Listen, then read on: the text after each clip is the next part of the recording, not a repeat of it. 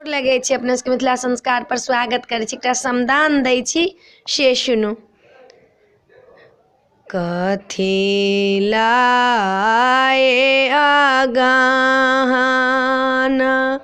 आए लई हे सखिया आए लई हे सखिया कथी लाए साड़ी ले धान फूटल आहे भोगा हुने पेलौं हम बाबा के हवेलिया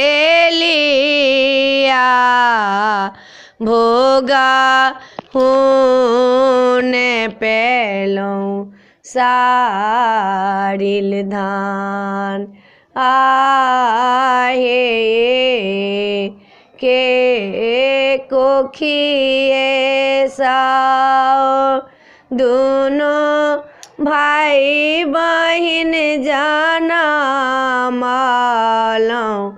पिया लौं बड़ा बड़ दूध आहे भैया के लिखलानी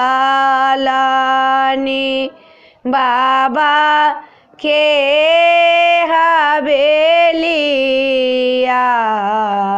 हमारो लिखला दूर देश।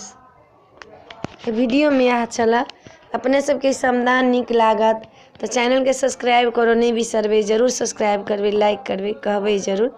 जय मिथिला, जय माता दी।